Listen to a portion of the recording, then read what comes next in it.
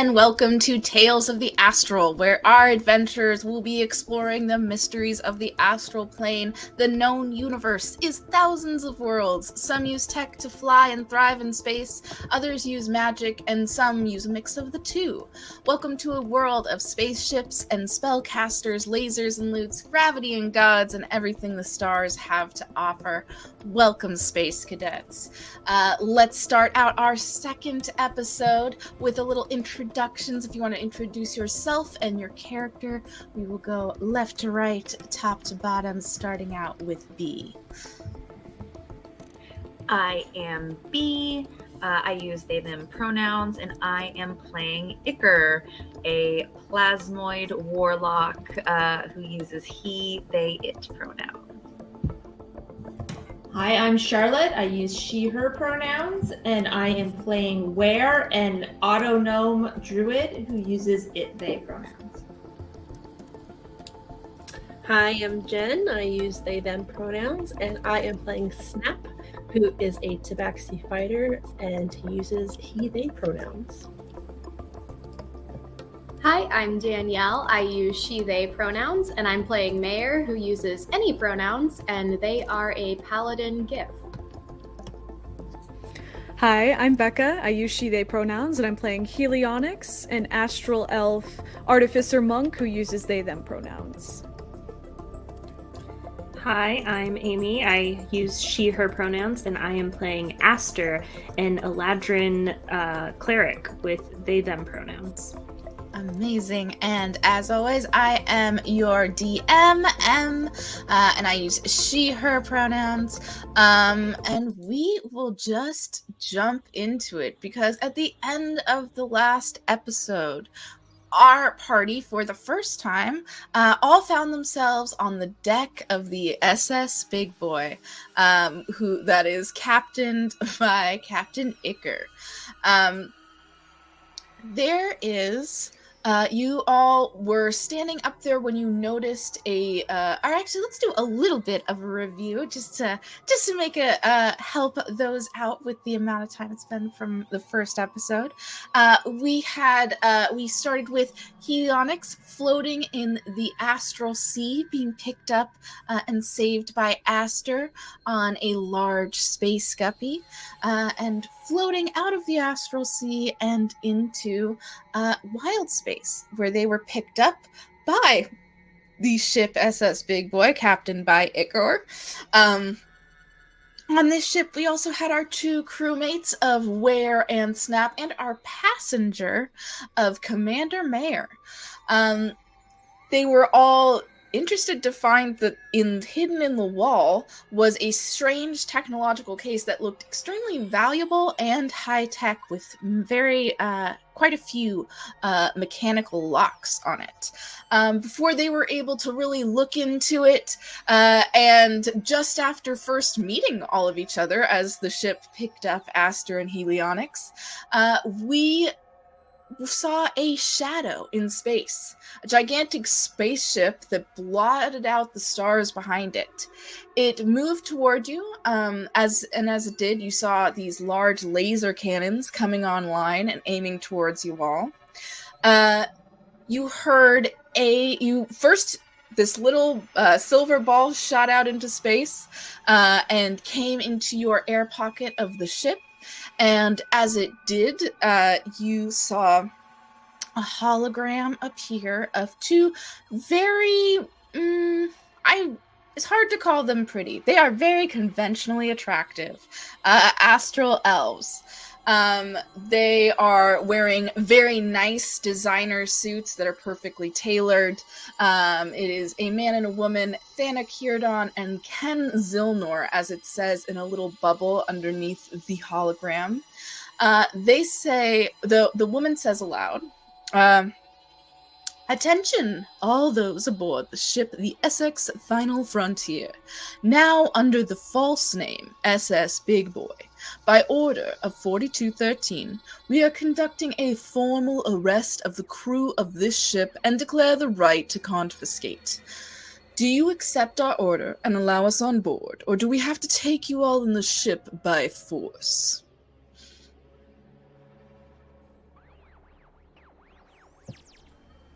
I'll reiterate by saying that Snap reacts with the tilting back of his ears and letting out a little hiss. He's not liking that. Well, the captain isn't even here. What were the numbers again? They were 42-13.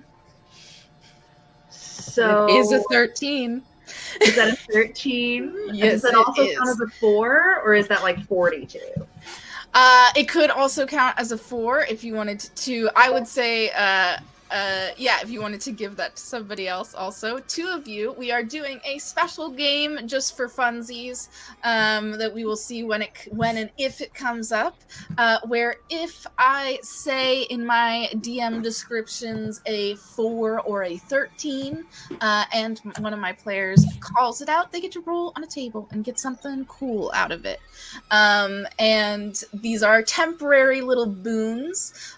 This will also come up when anybody brings in some real science into this show, because that is one of my favorite parts of sci-fi is the science. Yes. So, if you want to roll, and if you'd also like to give a roll to somebody else in the party. Yes. I'm gonna roll a d6 to see who else can have it. 1, 2, 3, 4, 5. Perfect. So I was also actually kind of leaning this, but I didn't want to like pick a favorite or whatever. But I was thinking that since like Helionics is like fresh from trauma, that Helionics should also get to roll. I love it. I do. Lightly. So Trauma each of you has roll its a benefits. d8. D8, cool. Mm-hmm. That's a 2 for me. Okay. 3. So a 2 is for the next 3 hours. This might be useful depending on where this little scenario goes. You regain hit points. If the dice is a d4 or a d6, you replace it with a d8. And if I'm just going to make this simpler and just say whatever hit dice are rolled, or whatever healing points are rolled, you get to double for the next 3 hours. A 3 is that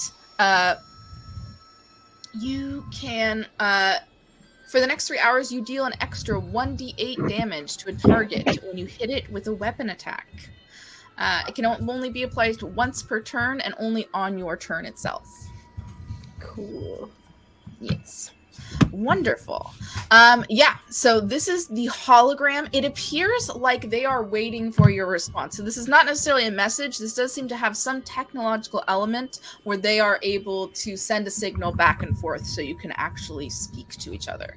Iker, I believe, is under Tux, not on the deck at the moment. But I think that immediately Lux would have run down to get you. Even without Lux coming to get me, being connected to the spell jamming helm, Iker can feel physically whenever whenever something gets close to the ship. Yes. So, and can feel the ship slow. Iker, Lux runs down and tells Iker what was said. Okay. This is Iker's worst fear, and it's happening. And Iker, can I do an insight check on whether Iker can override the spell jamming safety mechanism that slows the ship automatically when they're close to a thing? Iker wants to see if they could book it out of here faster than they would get shot. Okay. Ooh. Yeah, you can make an insight check for sure on the situation as you run up on deck. While you're kind of looking and trying to sense the thing, I'll give everybody an opportunity to do something. If you would like to look into something, make a check. We'll go around and tell me what you would like to do. Can I do a tech check? Yeah. Yes, yeah, I think that would work for this too. Cool. Yeah. What would anybody else like to do? That's a 22 for me. I think I probably just lean into Helionics and I'm like, I think we might have hitchhiked on the wrong ship. Helionics is still wrapped in that blanket and very calm despite the situation because of the calm emotion spell. And they're just like, Oh, yes. That's bad. Okay. I love Yeah. that. You know, you're handling it really well, and I'm really proud of you. Oh, thank you. Thanks. You're funny. Yes. Yeah, and that is a very good point that Ware and Helionics and Mayor are all being affected by a calm emotion spell. So you see what's going on. You feel pretty okay about it.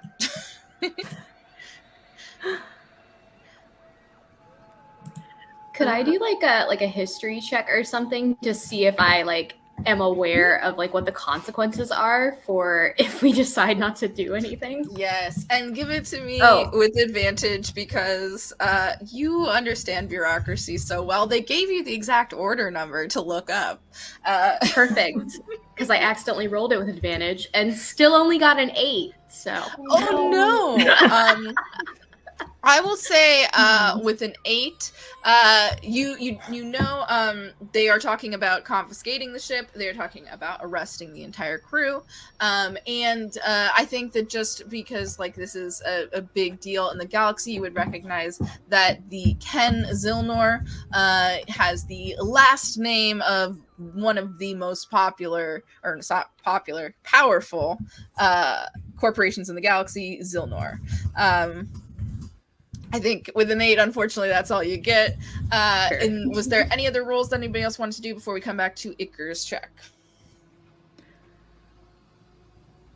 I want to cast Enhance Ability on Mayor for Constitution. Interesting. Cool. Okay. Which gives you... Oh. It gives you extra 2d6 temporary hit points, and you have advantage on Constitution checks. Ooh, nice. For Alright. potentially up to the next hour. Yeah, so if either of you guys, whichever you prefer, want to roll 2d6. Also, what does it look like as Ware cast the spell? So where it goes up and touches you very, very gently, and then you're just covered in sort of rainbow static for a second, Mm-hmm. and then it just goes away. You don't really feel anything. It's mostly a visual effect. Would Mayor know what's happening or no? I mean, you could do magic. Would you know what's happening? I guess maybe. Yeah, I know what's happening. Nice. Why, thank you, dear. What Did you want to roll those, or do you want me to?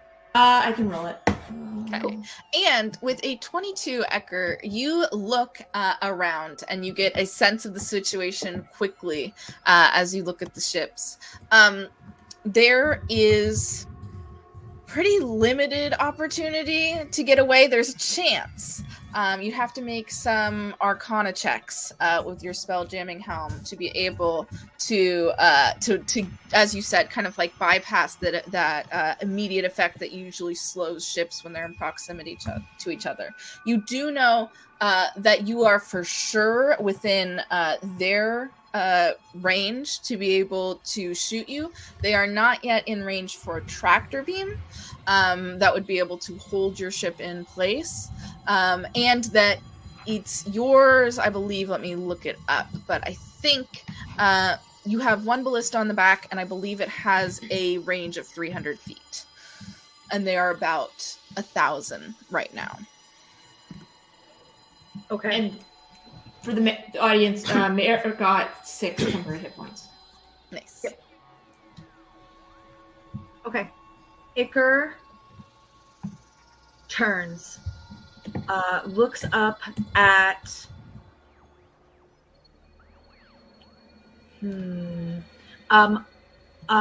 real quick. When Ware and Snap came to work on the ship, Iker specifically would have asked if you are good with firearms. Would either one of you have told Iker that? I mean, I would have answered the question. The answer would have been no. And for Snap too, is that what you're asking? Or, yeah, I mean, I'm not great, but I have it and I can do it. Are you asking this out loud, or is this... No, this is Okay. like back in time when they first joined the ship. So Iker, knowing that, looks at their crew, looks at Snap, and you get an image in your head of the ballista at the back of the ship, and red. They turn to Lux, and I don't think that they've ever been in this situation with Lux before. So they turn and they directly, turning their back to the screen as much as they can and using common sign language, they say it's time to go. And they are letting Lux know that they are about to move the ship quickly. Okay, cool. Wonderful. Okay, so are you asking Lux to do it, or are you going to do the checks? I'm going to do the checks, and I want Lux to basically, I guess, like, do the talking, get everyone else to a part of the ship where if we have to go like super quick, that they're not gonna like be jolted. Okay. So we will. So let's say that what's her name? Lux was about to go down the stairs to get you as you came up. You guys are having this silent conversation, deciding what to do. And the rest of you, the hologram has like come up right in front of you, and you do see the woman kind of like tapping her nails together, like waiting for a reply from the five of you.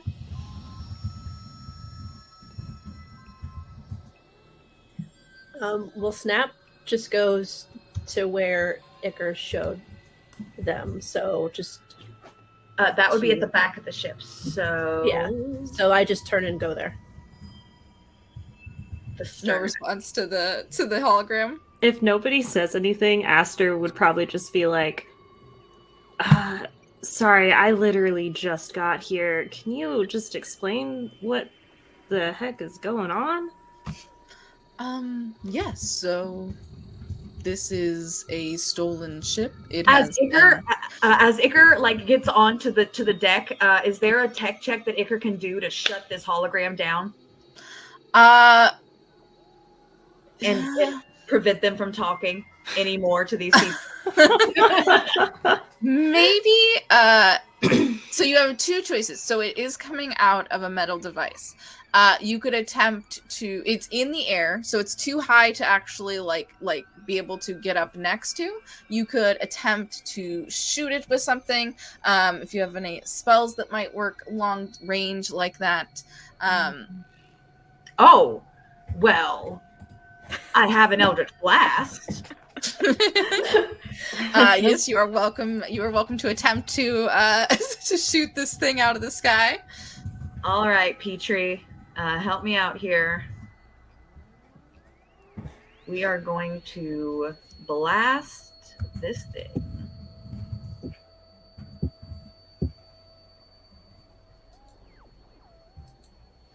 $19. Okay. You do hit it. Do your damage. Come on. 4. Okay. It has as an item that is like made to be this like technological bullet that can be shot out. It has a like minimum damage threshold that you have to like get above to be able to start doing damage to it. So you do see your Eldritch Blast, which by the way, what does it look like? Shooting out of Icar's body is this gross, goopy, dark miasma of sludge that just forms together into this disgusting ball and just shoots towards this floating sphere on their ship. Nice. Yes. So it completely covers the sphere, and for a second, like just the mere like goop of it stops the hologram. But it does continue to speak to Aster and says, "This ship is stolen, and by Zilnor Tress powers that are bestowed upon us, we are commandeering and confiscating the stolen material."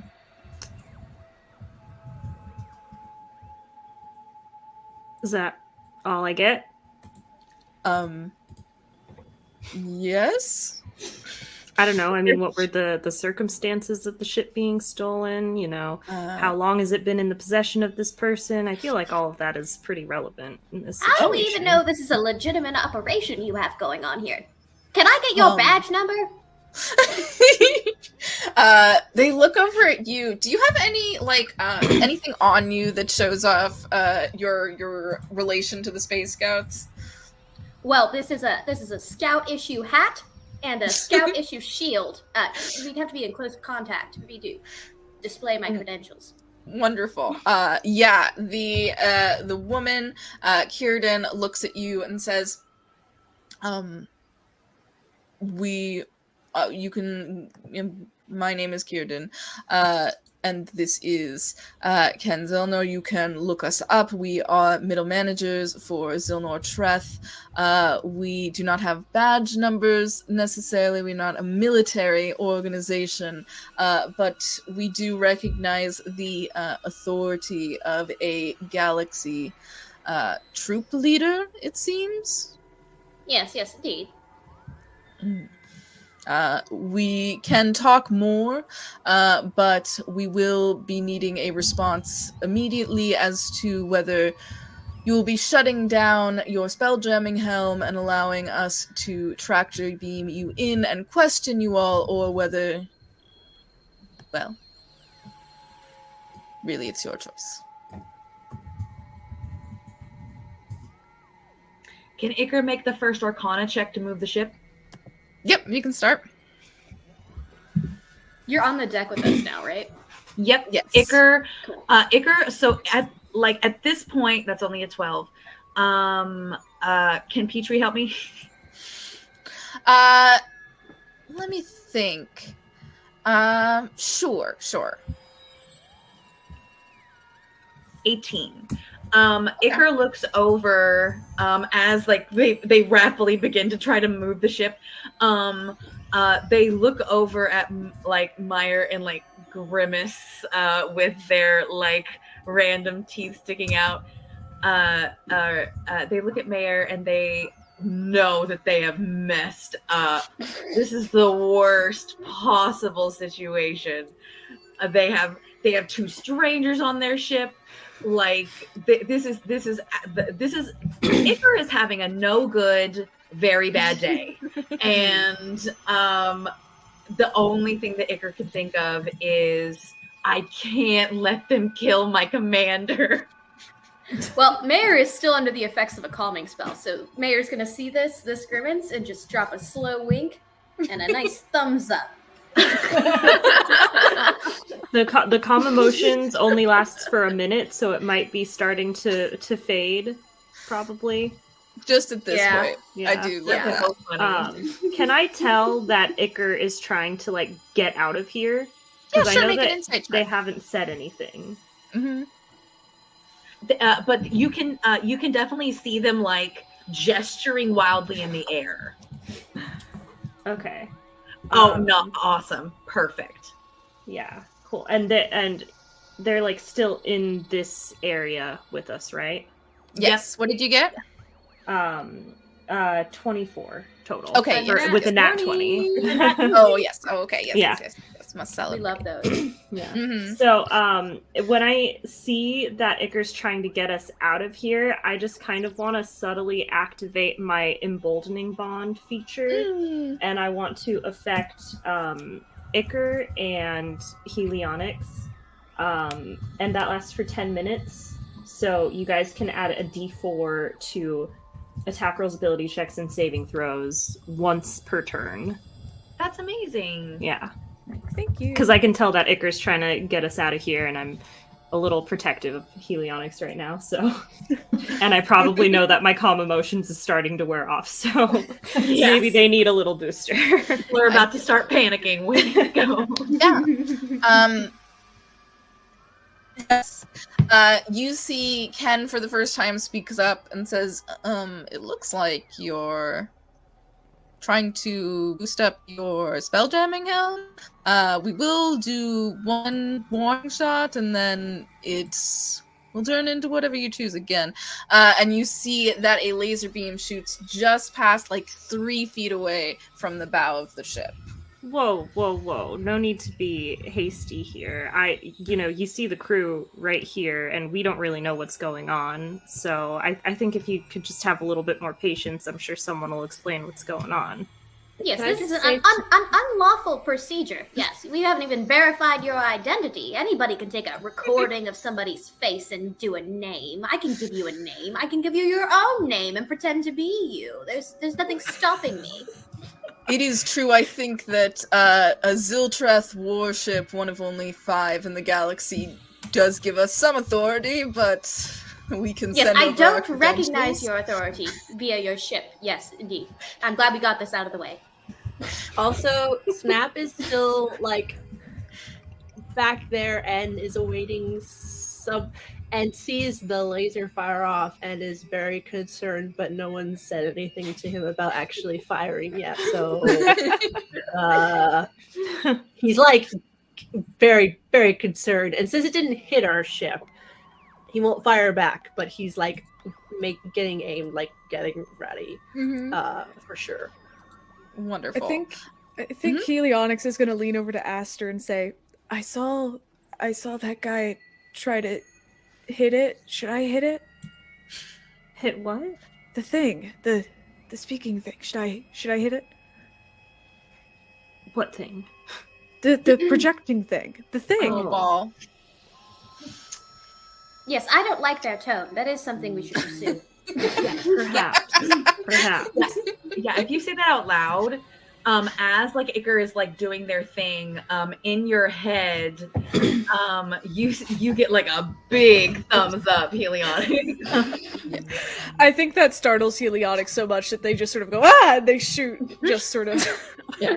I love it. Go ahead, make an attack roll. Yeah, as soon as Mare said that they don't like it, Ware's probably also going to attack. Go ahead. So good. And in the meantime, Aster's probably just like trying to stall, like get them to talk a little bit more. How high in the air is it? Shoot at the sphere. How many? How high in it's the air is about- it? It's about 30 feet up. So Okay. does a 12 hit? 12 does not hit, unfortunately. Okay, I'm going to have to use my sling.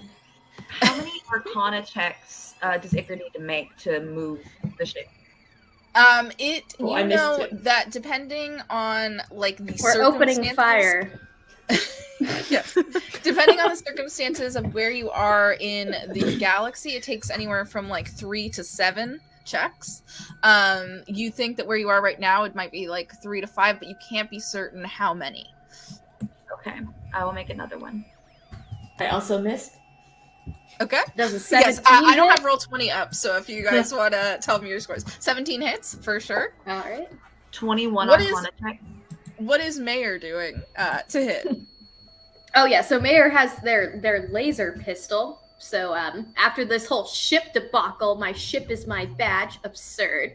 Mayor simply points out while saying that they don't recognize their authority, and just then I started blasting.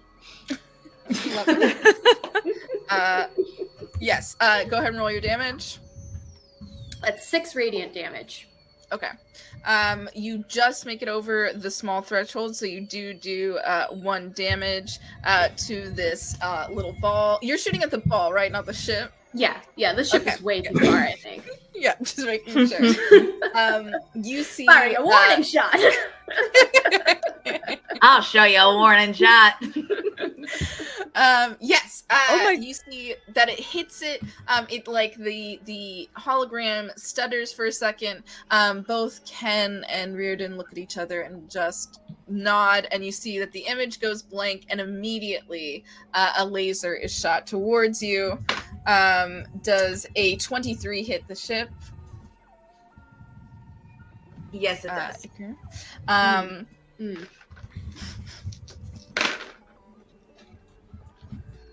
That is 28 damage to the hull of the ship.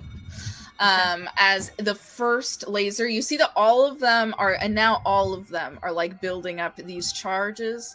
As that first shot rings out, in this confusion of seeing this like large laser that is completely silent as it moves towards you, but as soon as it gets into the air bubble of the ship, you just hear this like lightning like crackle.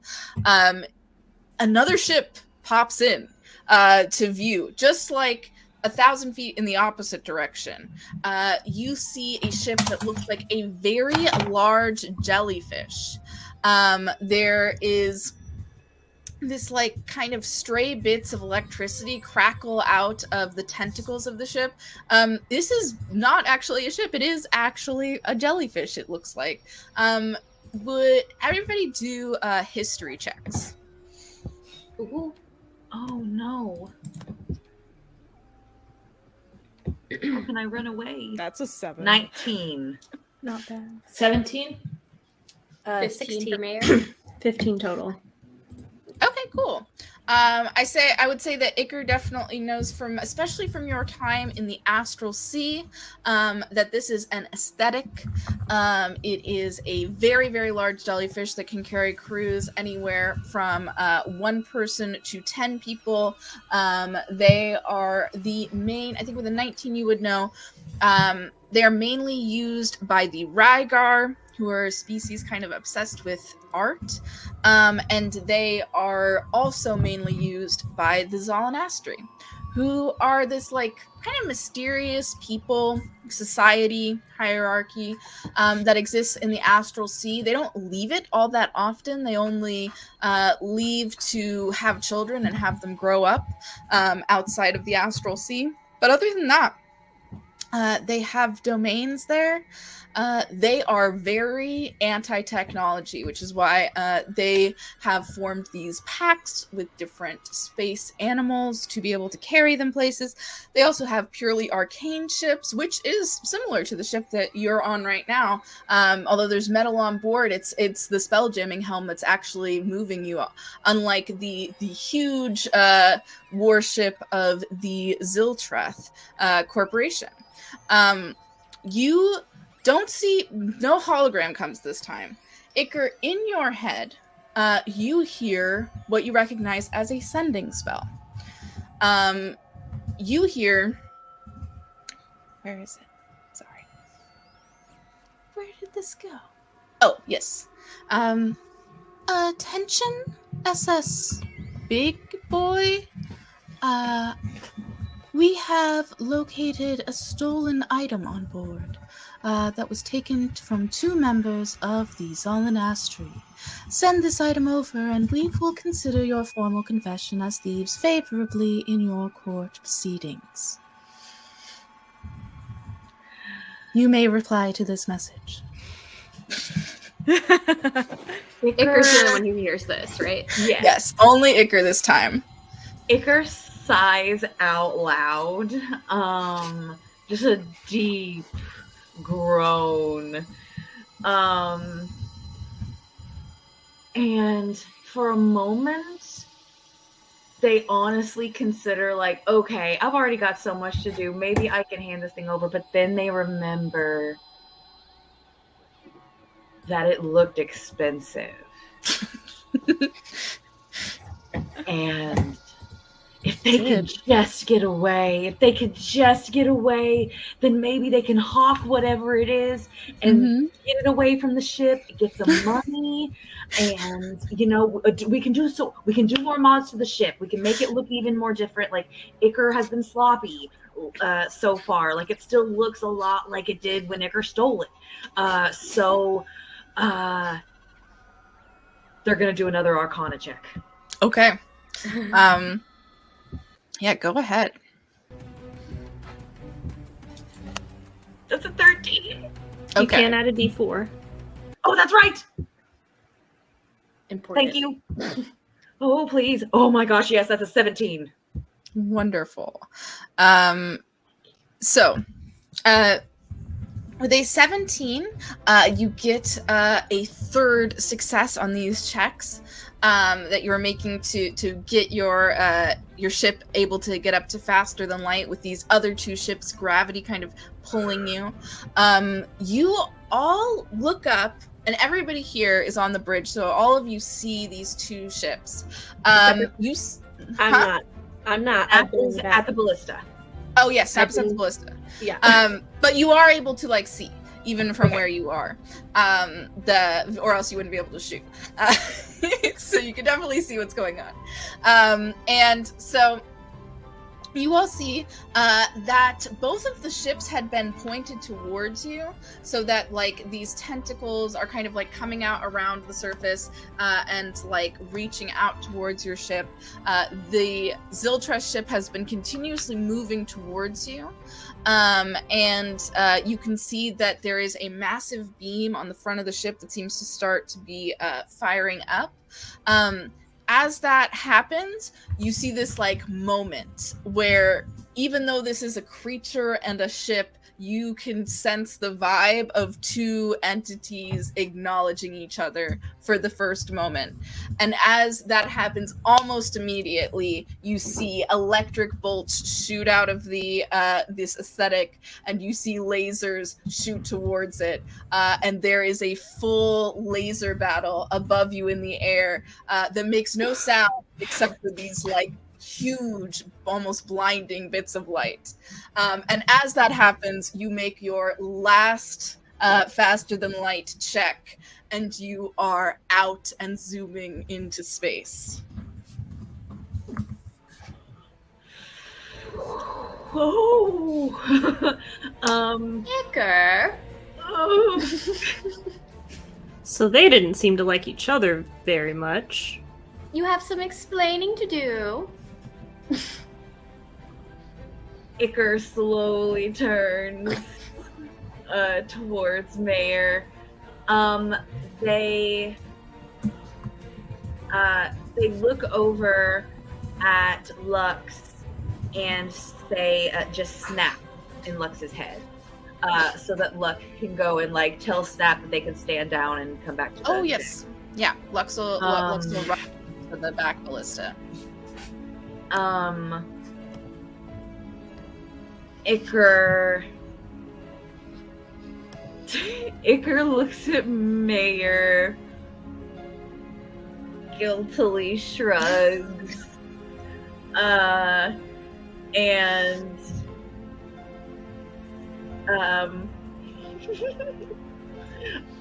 Iker is going to feign yawning and stretch. And they're just gonna very slowly. Now, Iker, before you go, we can talk about this later, but I have to ask, did you ever receive your conflict resolution badge? Because I may have to confiscate it in light of these developments. Iker looks horrified. They look down. They see the conflict resolution badge. You know the rules. With a slurping sound, they unstick it from their ooze. They look away as they hand it to Mayor. Thank you, dearie. I will keep this safe and sound until you've proven worthy of it.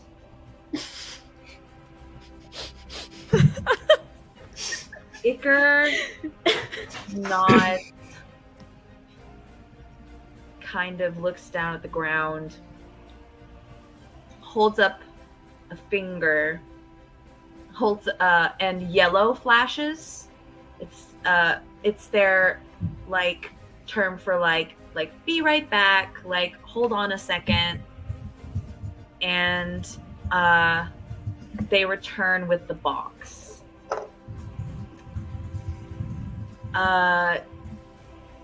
They kind of like smile, and they set the box down on the deck and turn to you, Mayor. And they begin to sign again, like directly. And they say,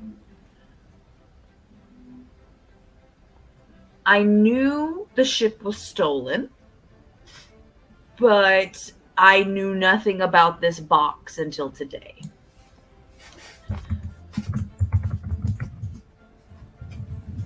I didn't know who I stole the ship from. I just saw one that I liked and picked it.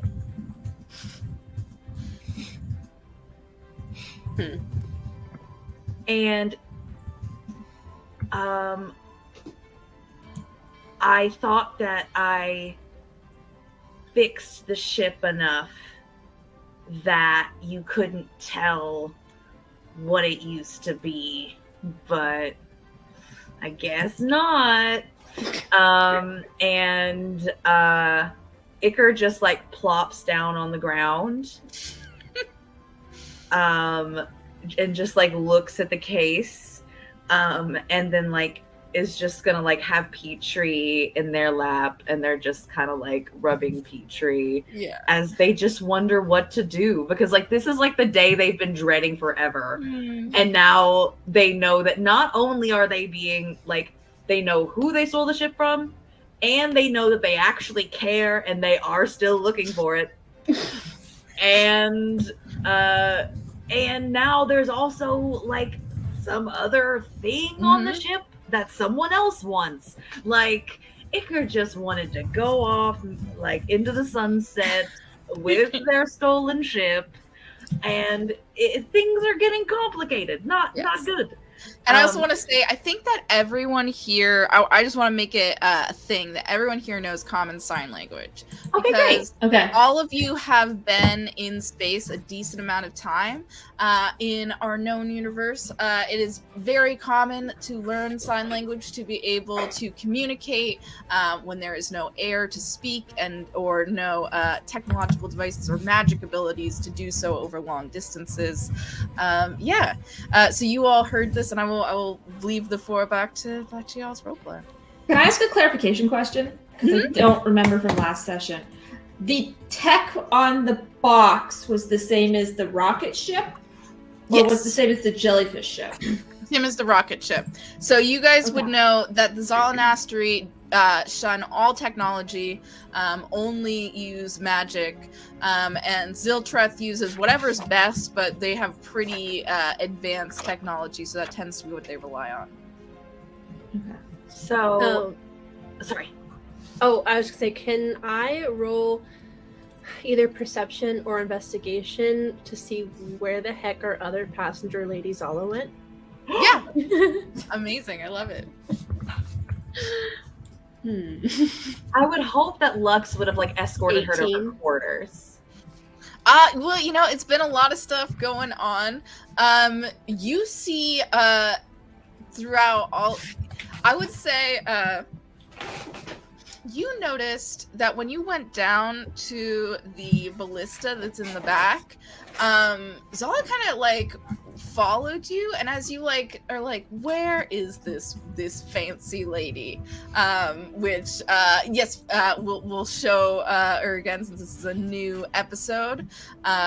They're one of the only other passengers on board besides Mayor, and now Aster and Helionyx is a lovely Jif woman, wears very fancy lovely dress and pearls and a big floppy hat, even though you're in space and there's no need for hats. And you kind of like clock something and then run down the stairs and look down a long hallway, and you see Zala is like kind of sitting in the gunner seat of the ballista and like making pew pew noises as she like moves it around. Okay. I very kind of do a kind of cat like little jaunt and leap to get quicker down the hall, and I come up behind her and I'm like, ma'am, and I like we are in dangerous situation at the moment. Please step down. Yes. Oh, but it's fun, and you were doing it, so why can't I do it? Trained? Are Oh. you? Oh no, fine. Maybe you could show me how to do it later. Teaching takes time. Don't have much patience. Later. Okay, we'll see. She gives you a wink and starts going down the hallway towards the passenger quarters. Okay. I was just curious about that the whole time. I'm like, I'm pretty sure there's someone else aboard this ship. You remembered right, there is. All right, well, I'll Fancy assume then one. that she's okay in her little quarters, and then we'll continue on with being where we are. Yes. Yes. Can I poke the box? Yeah. Just with my hand? hmm Does it do anything? You poke it. It doesn't seem to do much. It does move it a little bit, but you had in our last episode started to work on the lock, so it is still glowing brighter than it was when you first got it. So we have Iker sitting in the floor after confessing a bit, and the rest of you standing around this box. But yes, what were you going to say, Charlotte? I was gonna say, well, to the group and be like, we poked at the box and then 2 ships showed up. Do we think that was just like coincidence? Maybe box let off signal. Is there It's some her kind of grown check we man. could do to like see if that was the case, like Arcana or something? For sure. I would say 'Cause it's magical, right? Or no? it is. There is a magical something within it, but the box itself is not magical. Gotcha. So anybody that Could I make a technology check on it? for sure. Can I? Oh, you still have your bond thing, so you could add a D4 if you wanted. I do want to. Yeah. I'll add it before as well. That's a Okay, dirty. I got a 24. Ooh. I got a And you 5. It's a box. And you said a dirty 20, Iker? Mm-hmm. Okay. Yes, so Helionics, you look at it, and there's something like oddly calming about seeing this like high level of engineering. It reminds you of home, of the objects that are made and created there, which may possibly be the ones that Ziltreth are using, because this seems like very familiar to you. You're able to start like looking at it. What you look to one side and see that if you like continue the lock, and you start to like use your knowledge of technology to move the locks. You also have like a little multi-tool that anybody that has to use tech stuff does, that kind of like brings up a digital screen, and you can start doing a little work on the actual programming of it. And you get to a point where it's not open yet, but it has stopped glowing entirely, and you feel like it is no longer giving out a beacon of any kind. I don't think they can track us anymore, at least. It's not open, but Cool. With Iker's Arcana check, can they start trying to figure out if they can open the next lock? Yeah. Anybody that would like to make a lock picking check with thieves' tools is welcome to work on the lock, or if you'd like to do it in a technological way, you're also welcome to do that. Okay, check. That's right, because it's inside that's Arcana, that's right. All right, 22 tech check. Okay, nice. What does the you check guys, use again? Investigation. Investigation. Cool. Yes. You're able to unlock the case. It pops up naturally with like a little hydraulic. And inside you see that there are 3 cylinders of different sizes, and they're kind of conical cylinders that go out. Each of them is just full of arcane inscriptions. Great. Oh gosh.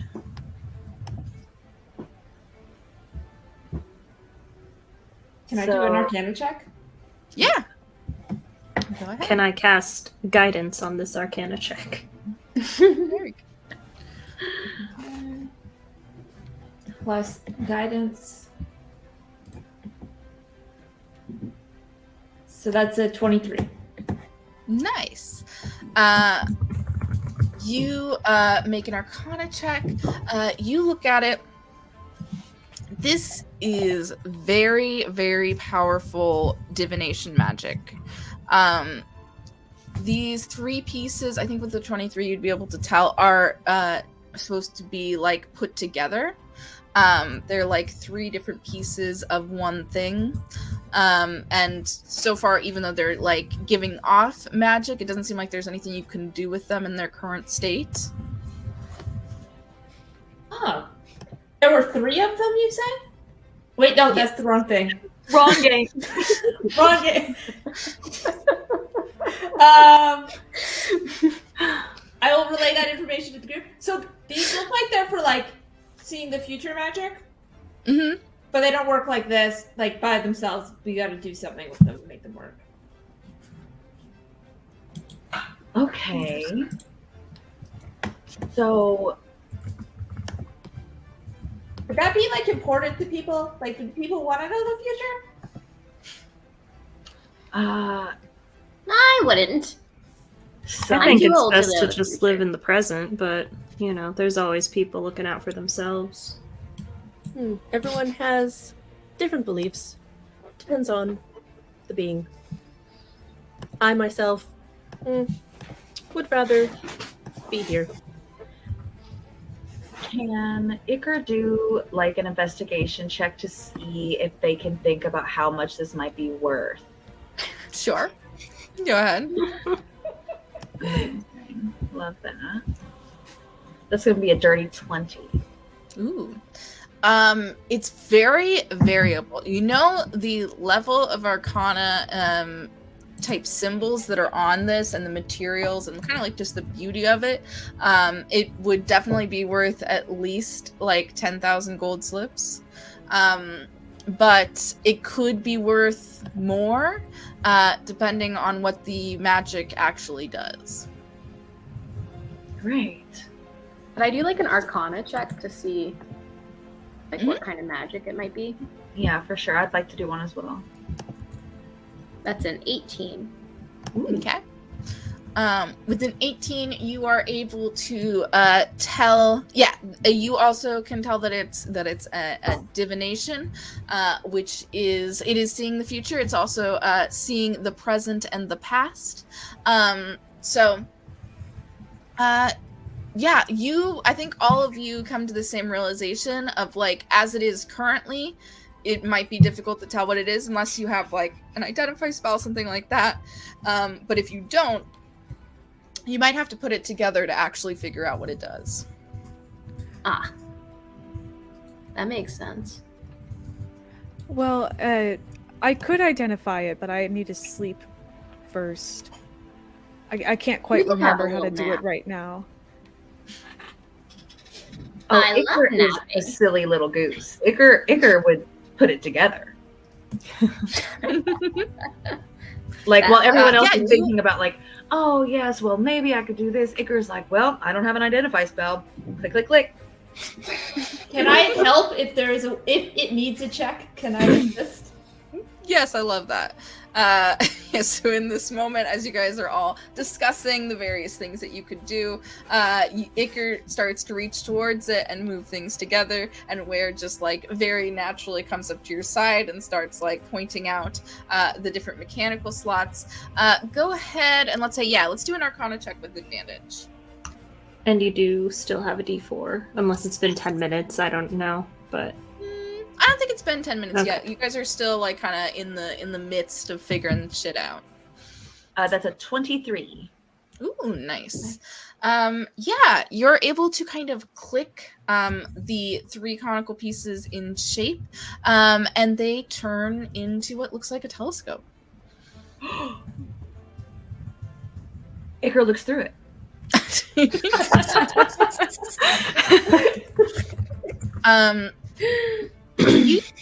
of like put it up.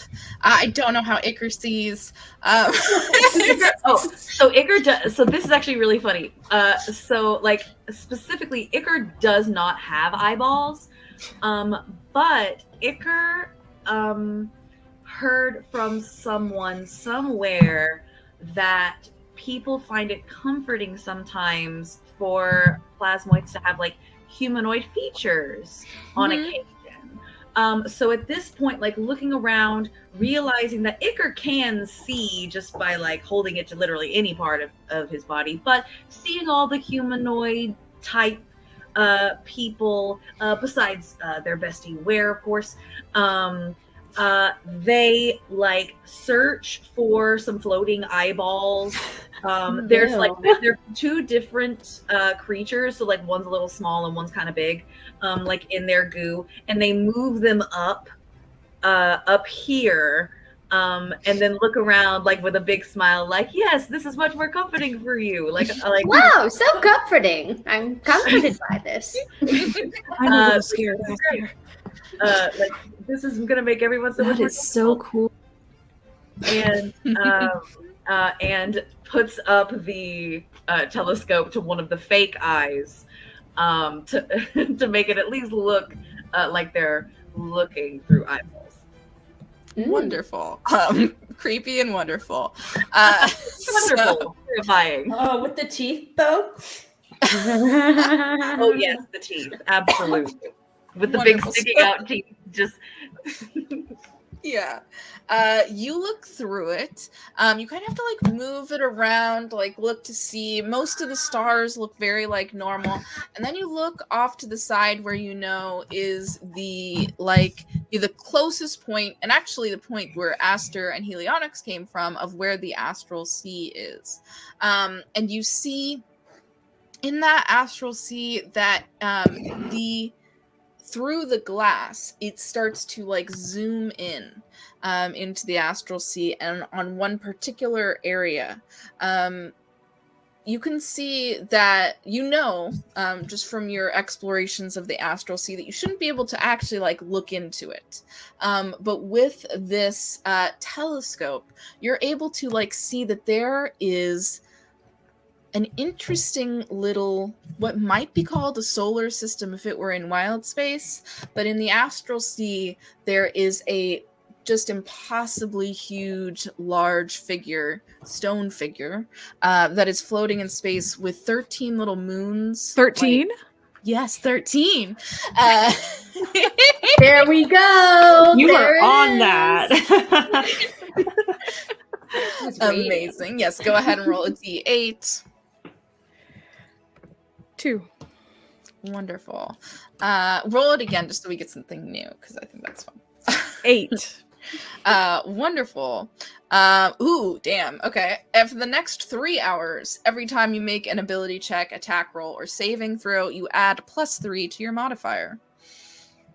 Let's pick a fight. Dang. Bring that Let's shit get in a back. fight. It just turns around. That's what I wanted. Yes, you zoom in. You see this large, just like impossibly big stone, which you do have experience with. These large stone figures that exist in the astral sea that are dead gods, or gods that are basically no longer worshipped, so have no power or life to them. That many peoples kind of use as like different like colonies and such. But yes, you see this large statue, you see these 13 moons going around it, and it seems to shine with bright light when you look through the telescope. Acre looks up and internally thanks the old one for this gift. Iker is fully believes that this is a gift from the old one. Yeah, and as from the Mother Ooze. Oh, yeah, as you think that, you like fully feel that in you. We travel back yet again, some many decades far before, and it is Iker has been traveling quite a long time since finding this interesting like map on Biobank, and the rumors of, as you said, the Mother Ooze, the great old one, kind of the originator of all oozes. It's hard to tell. There's lots of different lore about it, but it is this idea that there is a just tremendously huge ooze out there in the middle of the astral sea, the mother to you all. Let me get my thing up. Tell me a little bit about how Iker got here. Absolutely. So Icarus Viskid Gloop III actually comes from like a long line of plasmoids. Icarus' parents met, and they actually met working for UAH, and they came together and merged their DNA in oneness, and eventually they had Iker. And they chose Biobank to settle on because there is a very large plasmoid population, and it's just, and also like there's such a huge repository for knowledge and living specimens that this is truly like a great, they thought a great place to raise a young ooze or young goose. But Iker is an adult now, and their Papa Ick has decided that Iker is old enough to fend for themselves. And Papa Ick is leaving. So Iker has found this map, and they are so excited, and they're like, okay, this is my chance. Everyone says that this is just a myth, just a story, but they have faith that this map is real. And what a perfect first adventure. Mm-hmm.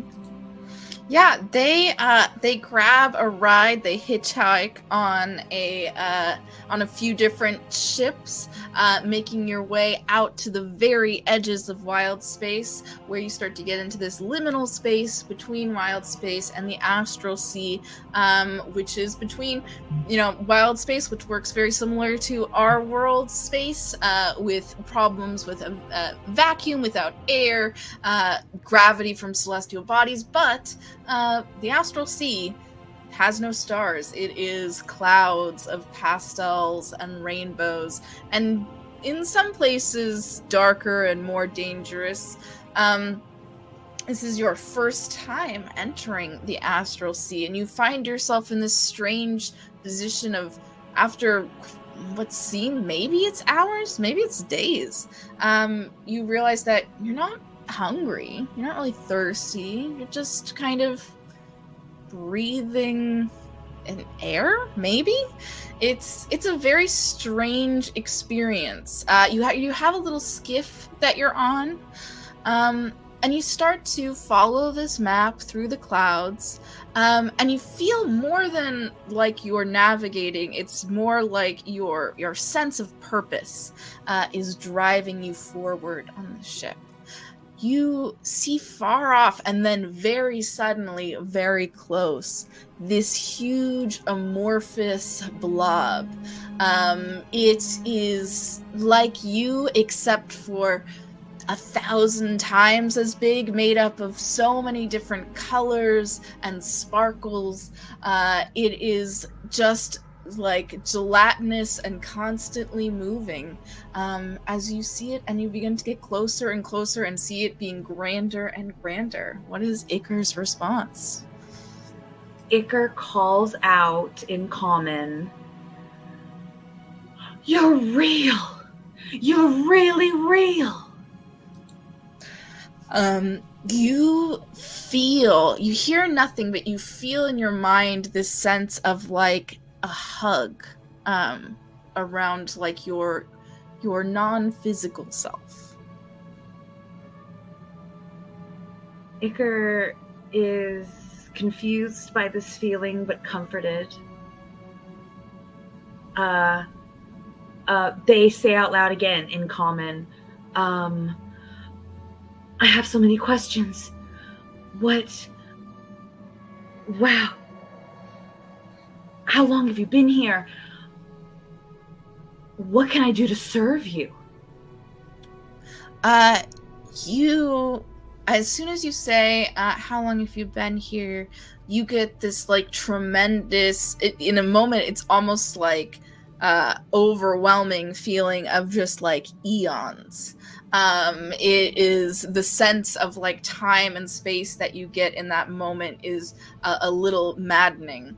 And then when you ask what they can do to serve, you see in your mind, like, you feel that the feeling of celebrations where gifts are given, offerings to different gods and deities that you have experienced throughout your time in the galaxy.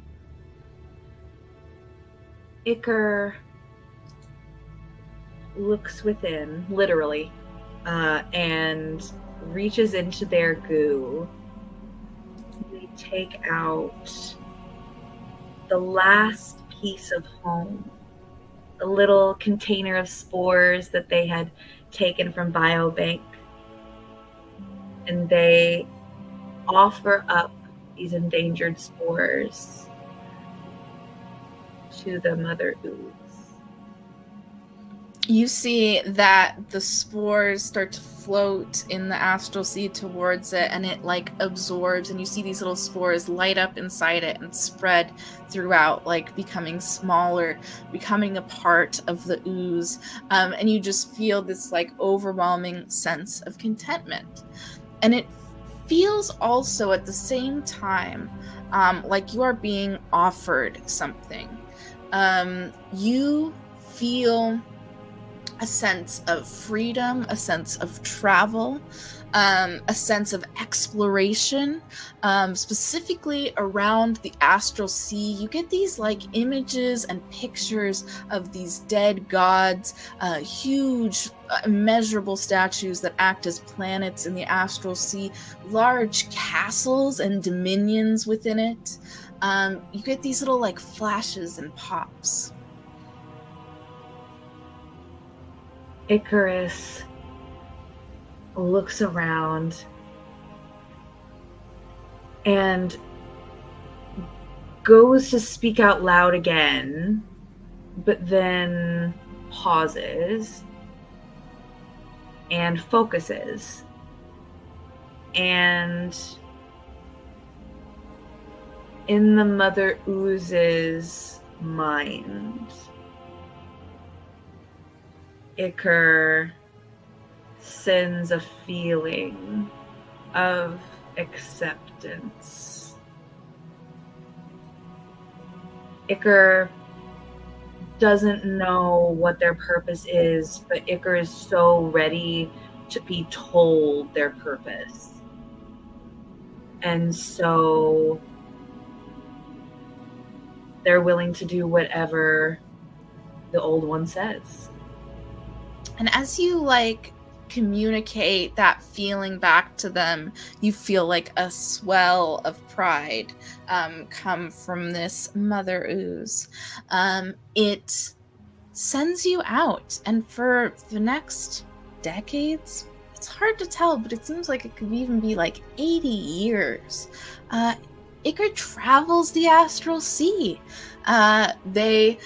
Every once in a while, the Mother Ooze checks in with you telepathically, making sure you're all right, and also giving you a little direction when it comes to places to visit, things to find and possibly plunder if you like.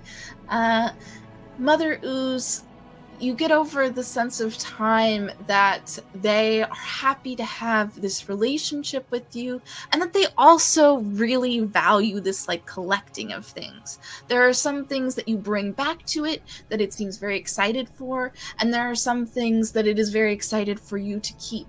But over your travels, you're able to collect lots of things. You've turned your skiff into a little bit bigger of a ship just so you can keep all your stuff with you.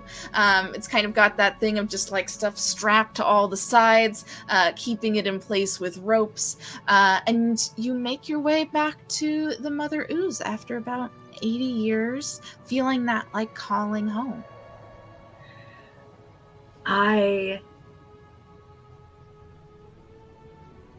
Throughout the years of loneliness, Iker has faithfully served, given everything the old one demanded,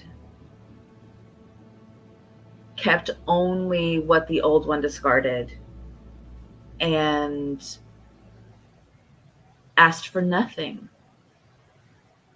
Throughout their time, they took a pact that gave them a little friend in Petrie so that they wouldn't be so lonely. And as they approach at the end of their time, they feel terrified of this next step of going back into wild space and being out of the protection of the astral sea. They present themselves before the old one again, and they ask them, "What do I do now?" They kind of all at once, you feel and see in your mind images of this time, instead of the astral sea, all of wild space. You see space stations too numerous to count, whole planets with completely different ecosystems than you've ever seen. It is communicating something a little bit dauntingly infinite, but also very exciting in their eyes. Okay. Iker looks down all of the shiny things that they've collected over the decades. Well, I guess it's time to spend some money. Wonderful. And we are brought back to the deck of the ship, back to our current time period, where our crew you see Iker looking through this telescope and seeing this in the astral sea.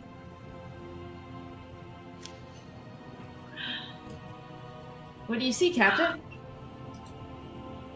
Iker looks over at Ware and signs The old one looks over us, tucks the telescope into their goo, like just on the side, like a little like utility belt. Just like right through like a little like section of it, and turns to Lux. They walk over and hold the telescope in front of Lux's like face so that they can kind of see. And Iker is going to like point to Lux's map and sign, we need to go to the Astral Sea. You see that Lux immediately starts, without even questioning, starts taking out her little digital board and starts making some calculations. Amazing. Iker turns and looks at everyone else and signs, how would everyone feel about getting a little treasure? Well, I'm never opposed. In what means will we be acquiring this treasure? Iker kind of gestures to the telescope and says, I've got a treasure map. A map. May I look at this map? Iker hands over the telescope. And Snap will first, before actually looking through it, very closely examine to see how it was even, like, he was watching as stuff was going on, but is now really looking at how it was put together and stuff, and just, is it collapsible or? So make an investigation check. Okay.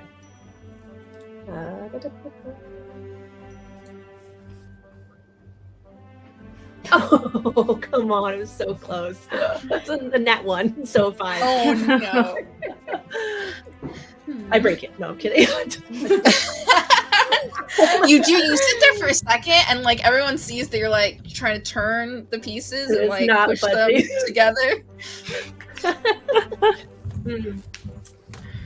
And I want to say, just because it was a nat one, I probably accidentally give it a few little scratches from my claws. Like, so now there's just a few little nicks in it from me trying to twist it and stuff. I'm like, not collapsible. Okay. And I will look through and see if I can see what Iker saw. Yeah, you look off towards that same area, off into the Astral Sea. You see the same, like, it's too far away to like make out the exact shape, but it does look like a huge statue of a humanoid figure with these 13 little dots that go around it. Okay. You said 13 dots? Yes, but they are the same 13 dots. Yeah, I was like, I had that moment too. Yeah. But I love the enthusiasm. We're just gonna start making you list numbers. Yes. How many is going to be a question. How many is it? Is this like? Does this have a limit as far as how far I can zoom in? Can I get close enough with it to notice if this figure has any sort of like symbols or anything on it that kind of may give answer to more about? Yeah. If we were thinking it might be a dead god, you know, or make a perception or an investigation check. Okay, I think because I rolled horribly with investigation, so I'm not gonna jinx it. We'll do perception. Oh well, 9. Oh dear. It is so far off, but you are able to kind of, you look around a little bit more and see that this is like magnifying only the astral sea.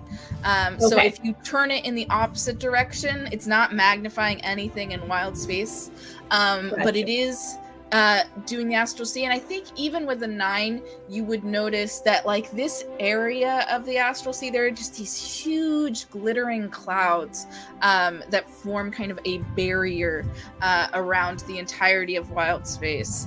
And as you look in, you can see that in this area there seems to be some like turmoil, a bit of like a storm, as the clouds move a bit more here than in the surrounding areas as you spend some time looking through it. Okay.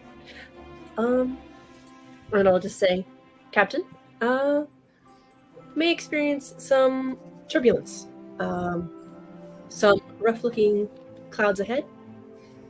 And I'll just kind of hand it back to Iker. Where are we going? Icarus turns and looks at Helionyx. Oh. That's not good. Iker.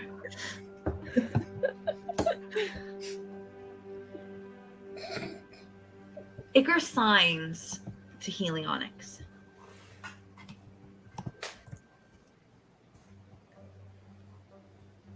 I know how it feels after coming out of the astral sea for a long time.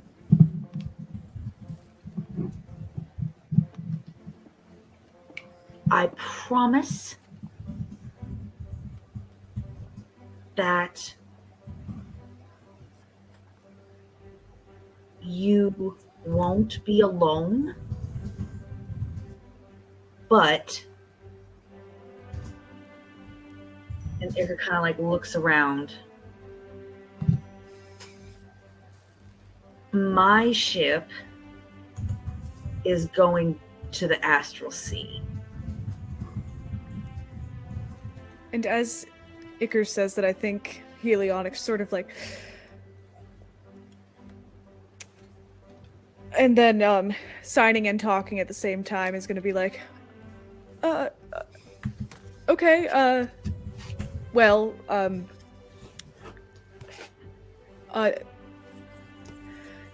do you have, okay, I can do that. I guess I don't really have anywhere to go. It'll be okay. You're not gonna leave me there? Iker, still with their two slightly different sized eyes, leans forward very seriously, reaches out, seeing you lean back, doesn't touch, but holds their hand out in a conciliatory gesture and signs, I will never leave anyone behind.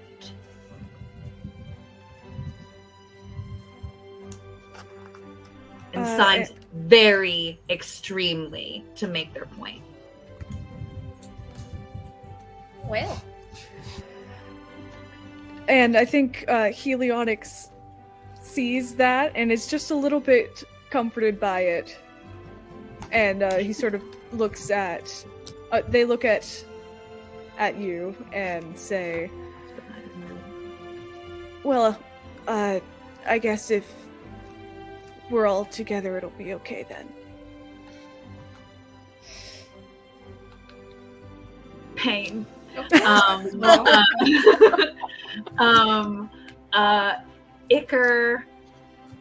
Iker nods, excitedly and turns and looks at the telescope like it's their saving grace. And looks out excitedly at the path that they're going to be on. Cool. Yeah, what do the rest of you do? Lux has created a plan. You guys are slowly moving towards the borders of wild space and the astral sea. It seems that you're safe. You've turned off the beacon. You at this point, when it starts to become like 30 minutes to an hour into going through space, you feel pretty safe that you're not going to just be like immediately followed by those two warring ships. What do we see? Should we maybe, I you guys are a lot smarter than me. It was pretty impressive with how quickly you figured out the case and putting that together. That was pretty handy. But if that thing was the thing that drew them to us, and we took the special thing out of the tracky thing, is there any harm in just getting rid of the tracking thing? Like, just tossing it out there? Maybe I don't know about you guys, but I don't really like those guys on my tail, so. Maybe there's some way we could make the tracker come back up after it's been ejected? Iker,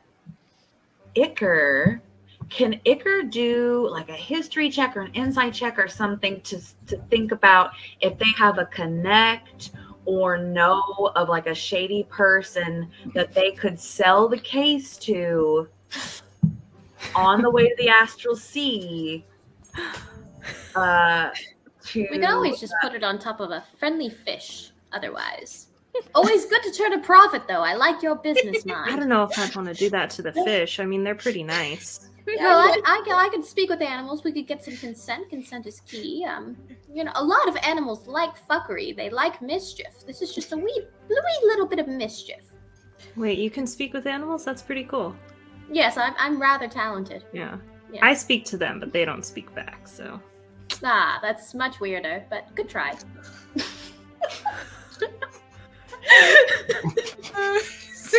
That was a little mean to say. Well, I said good try. It was a good effort. I mean, yeah, they did. I think you're really cool, Aster. Are you cold? Do you need a blanket too? A blanket sounds lovely. Where's gonna go get Aster a blanket? Nice. What kind of check would that be? Make either a history check, just to remember different like people and spaceports you met, or you can make a persuasion check. That's kind of like how how good your social networks are in this area of the galaxy. Okay, I'll try persuasion then. That's a 13. You don't know anyone in particular, but you do know that there is a group that before even like 80 years ago, they were the ones that like helped get from Biobank to the Astral Sea. They operate out of Amadora Station, and they are a very good kind of system to be able to do a variety of different things. I wouldn't necessarily call them like a criminal underground, but they do get a lot of stuff done. Absolutely. Question. Would Mayor and the Galaxy for G420, would our troop have had run-ins with them before in a positive way? Yeah. Yeah. Okay. Then Iker looks at Mayor. Can you tell me the name again? So sorry. This is Amadora Station. So since it's been 80 years, you're not sure if the individuals would still be there, but it was a like group that seemed very like it was like a fixture. Amazing. Iker turns to Mayor and signs and holds up the case and goes, Amadora Station? Probably our best bet, signing and speaking out loud. Yeah. Great. Then walks over, gets Lux's attention, adds a little pit stop on the way to the Astral Sea, and that will be where our course is currently. Lovely.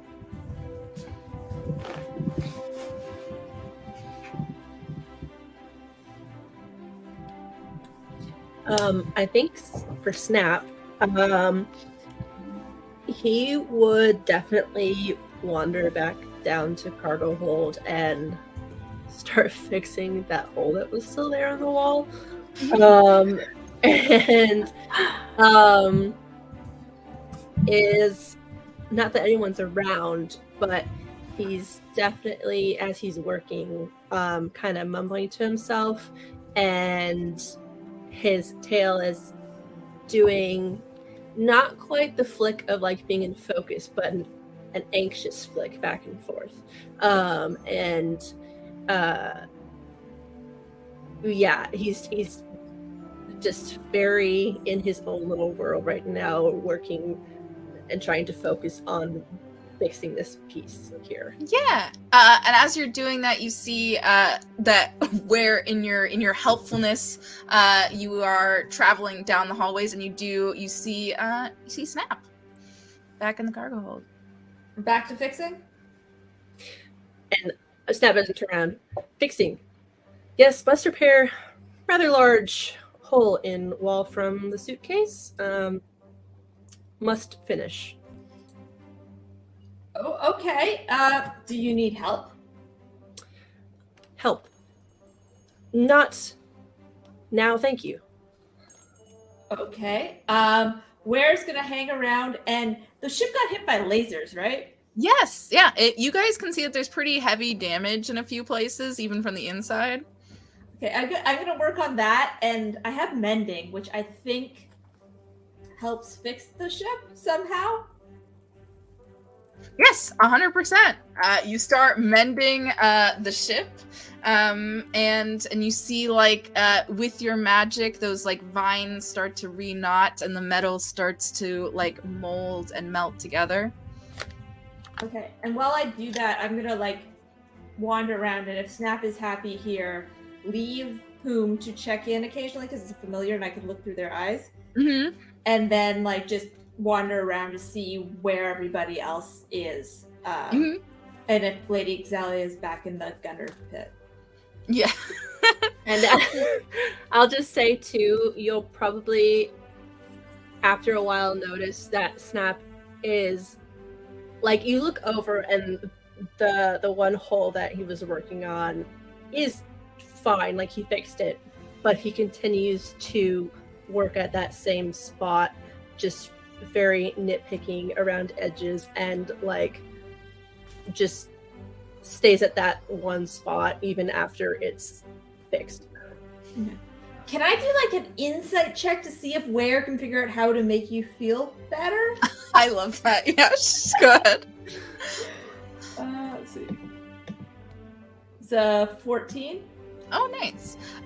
You guys have been on the ship together for at least a few months. What would Ware know is something that helps you out? I think to just kind of calmly suggest that he put his focus elsewhere, like make knowledge of that what he's done, at least in this moment, what he's done is very good because it's his part of his perfectionism too. So he's like, it's very good. Let's move on to something else. Just an acknowledgement of that he's kind of in that world on his own and needs to separate and keep things going. You know what I mean? Okay, so Ware will come over and be like, that looks really good, better than it looked before. And Snap will kind of stop for a second and tilt. Can you help me with... Oh. Oh, do you think it will hold for our journey? I think so. I wouldn't see why not. I think it's more likely the ones you didn't fix are gonna fall apart. And at that, like, little tail twitch of, and Snap kind of looks around and, Can you help me with all the other holes? yes, will help repair more. And I, too, would like, if I can, I have a little multi-tool, which for flavor, look guys, I brought a prop. So I have a little special multi-tool that if I can use that to help better repair any more damage to the ship that was done before. How does Snap feel about touching? Definitely not too much of liking of the touching. Like, it's okay with you being kind of close by, but not a hugger. Okay, that's fine. Okay, so in which case I will lead you towards the next spot of damage and we'll work on that. Sounds good. And you'll notice after a while, his ears will kind of relax a little more, and the tail swish goes back to that more focused twitch instead of like anxiety. Wonderful. And we leave our two very practical, useful crew members to take care of the ship, which other people seem to have completely forgotten about. But y'all are on top of it. Wonderful. Everybody's kind of like split up in different places, and we come to Helionics. This has been a incredible day. This is only actually a few hours since you stepped on board this ship altogether. How is Helionics feeling?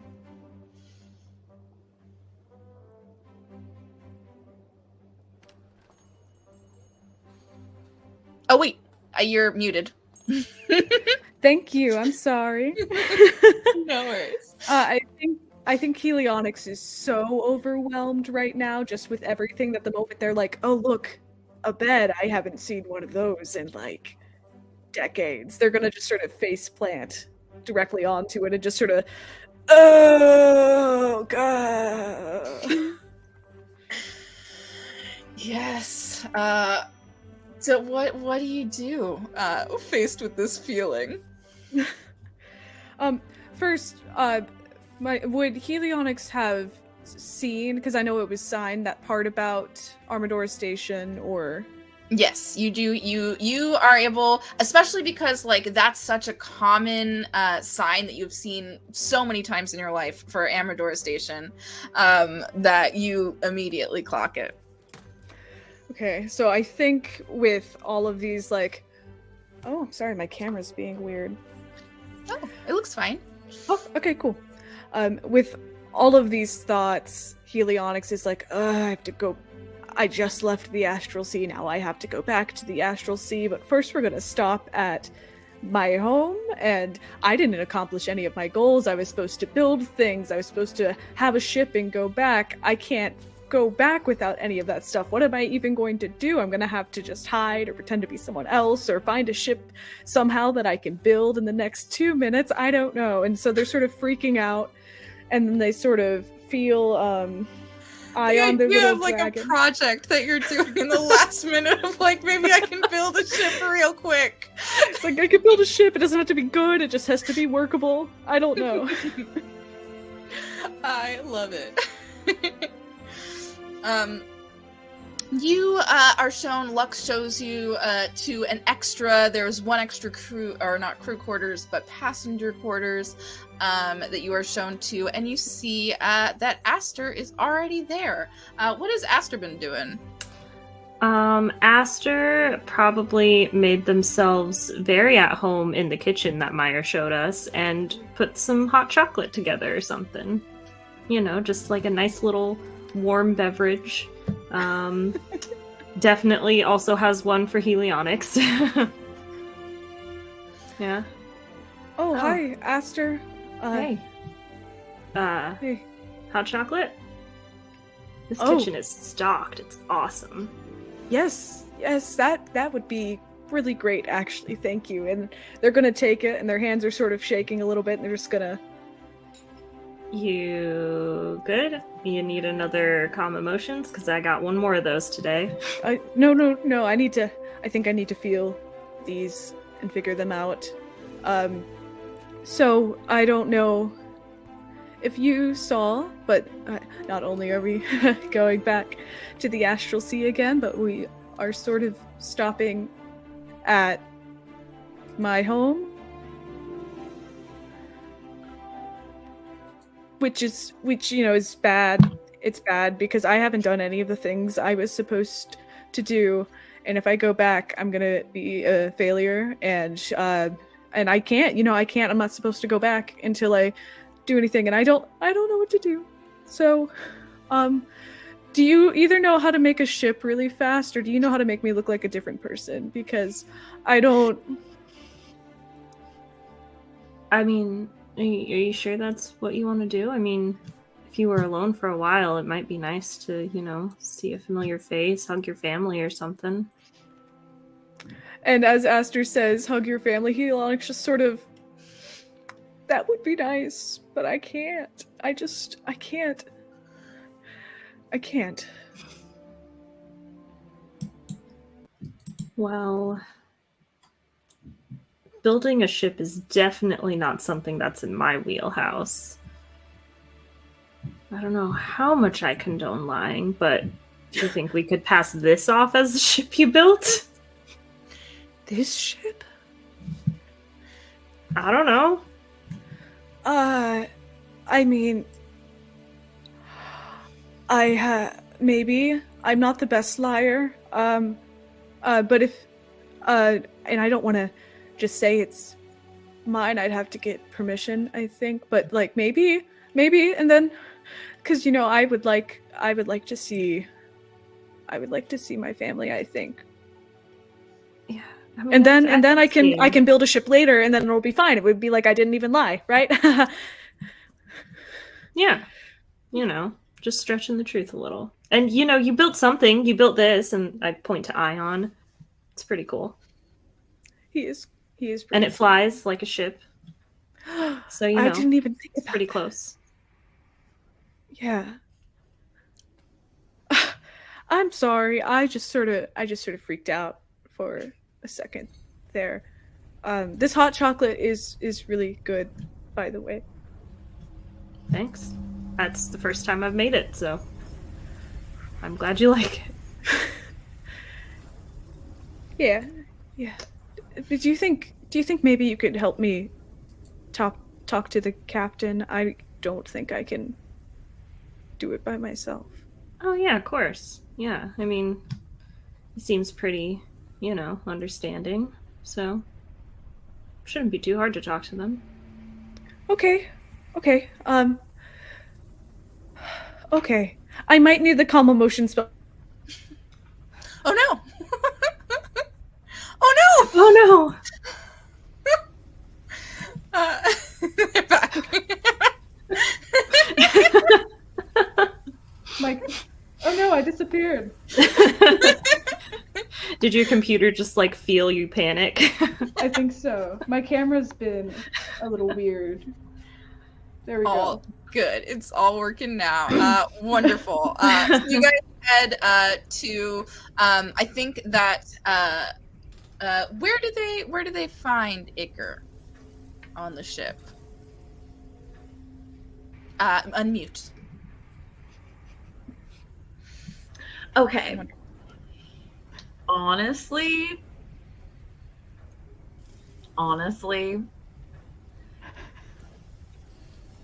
I need to roll a d20 real fast to see, because I have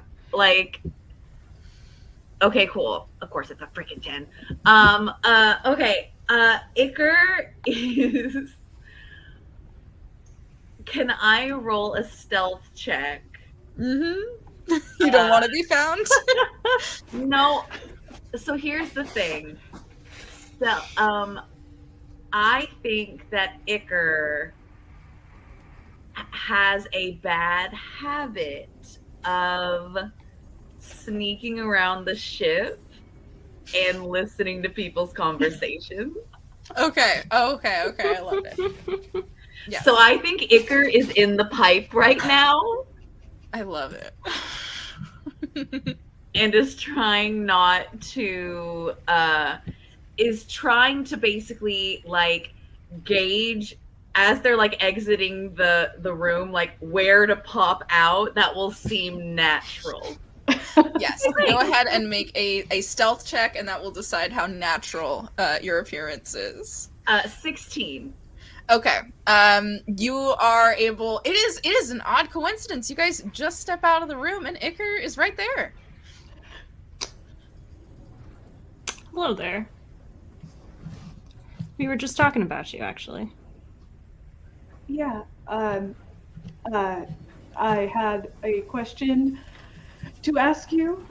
So I saw you signing that we're going to Amadora Station.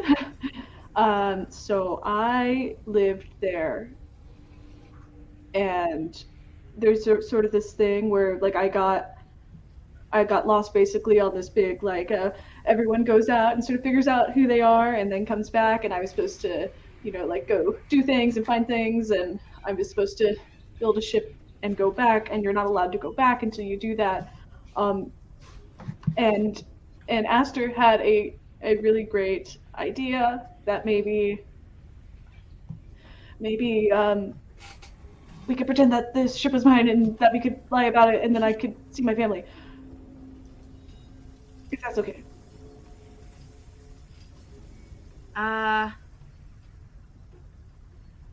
Iker shrugs, and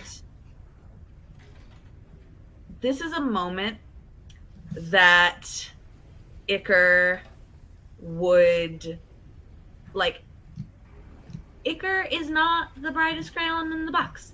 Iker is not the best decision maker. And so in this moment, Iker's like, I need to ask the commander. But internally, externally, they say, they sign in common sign language. I'll think about it. Okay. Cool. Thanks. Okay. Yeah, just let us know. And Iker kind of reaches out telepathically to see if Mayor is anywhere nearby. And Mayor has, just a sense. You have a sense that there is some important talks going on that you could for sure be useful in. Yes. Mayor is baking cookies in the kitchen. Mom sense goes off. I need to go check on little Icky. Go see what they're up to. Starts marching about looking for them. I wonder. Yeah, you find them. They're all just standing in the hallway having a convo. Well, hello. Iker looks over at Mayor and signs. Should I give them my ship? Okay, so do you want to explain that a little, or? I mean, you stole it. Is it even your ship? I don't know. Mayor signs. Truly, who owns anything? Okay, this is getting a little philosophical. Was there a context for this question? Would anybody like to clarify at all? Do you want Helio? Do you want to, or do you want me to? You can please. Okay. So basically, Helio here had to, they were sent off to do some stuff, from what is it, Amadora Station, where they're from, and I guess they had to, build a ship before returning. I'm not super familiar with this cultural practice, but it seems incredibly important. So, Nice. Just so that it's not disappointing, and so that, they can see their family after, all that time in the astral state. We thought it might be, a good idea to not necessarily lie, just like stretch the truth a little and say that Helio built the ship just while we're there so that they can, return home for a little bit. I see. And then What are afterwards, the expectations for the ship you build? Does it need to be anything in particular? No, I'm supposed to go out and like find things and explore the galaxy, which I did not do. And then I'm supposed to be able to build a ship to navigate my way back. And that's it. That's really the qualifications. It's not like it's supposed to like fit me. It's supposed to be like a spacefaring ship. That's it. Ah, I see. Well, we have lots of doodads lying around here. Couldn't you make a little compass and then name it ship, and then technically you made a ship that navigates? That's something. And then we're very vague on the details, and if they want to see it, it's not around. Maybe I can do that as like a backup plan if. Yes. We'll do both, and then Iker, you're being wildly out of hand. You don't have to give them the ship. You could just lie. You know what lying is. You do it all the time. We're just lying. You don't have to give it. Oh. No giving. Oh yeah, no! Please don't give me your ship. I don't need it. Yes. What you were considering this? You were considering giving it your ship to this stranger you met? Like you said, could I have it instead? What can I have it if it's up for grabs? I ask you for advice, and now you ask for my ship. Well, I'm just saying. I didn't realize it was quite so easy. Otherwise, I might have asked sooner. Well, Helia, what are the exact specifications of the stuff you have to do? You just have to build something and find your way back with stuff that you've scavenged, or is it specifically that you have to build a ship? Yeah, well, it's a lot more like specific in that sort of like once you're of age, you go out and it's supposed to connect you with everything, because like my community, we do a lot of traveling and peacekeeping and stuff like that when we're older. But no, it's really, I'm just supposed to go out and explore and learn things and then come back and be able to find my way back. I see. Well, maybe the real ship was the friendships that you've made along the way. Aster can be your ship. There we go. That all works out. You found them. They're bringing you home. Someone tried that. Check. Someone tried that once, and they shot them back out in the pod. Ah, that's kind of brutal. Yes. So back to the lying. I think we should do a little bit of lying, and then if that doesn't work out, a little bit of trickery. Yes, good. Actually, do you think this is something that would help, fulfill the requirements? And I'll pull out, what is it? The Wild Space Orrery? I think that's what it's called.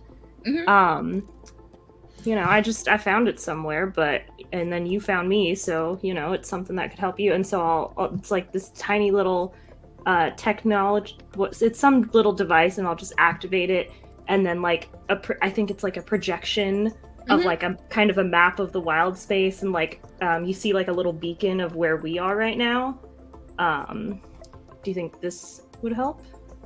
Oh yeah, probably yeah. This is so cool. Where did you get this? I don't know. I found it on a hunk of rock somewhere. That's cool. Iker nods approvingly. Well, they do say finders keepers. Yeah. As you guys are moving through space, you're getting close enough to the we see Snap and Ware kind of enter in, seeing that everybody seems to be hanging out in this hallway. And as we are getting closer to Amador's station, as it wasn't that far out of your way, only a few hours travel, you see that the goggles that Helionics is wearing kind of light up.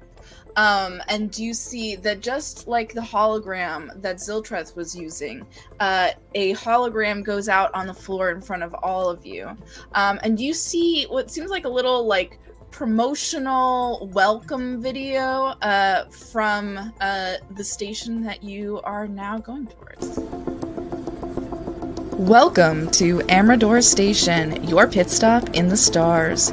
Previously a mined-out asteroid, a couple of entrepreneurial folks strapped some rockets to one side, got it spinning enough to create gravity, and proceeded to gussy up the interior and build an underground space station. And, of course, there are always condos available. Inquire at the spaceport. So you all hear this little ad come up that shows that you are within a few thousand feet of your next destination, Amador Station. And that is where we will leave off our second episode of Tales of the Astral. So good. Have a good night, everybody. We will see you in the stars. Goodbye, Space Cadets. Bye.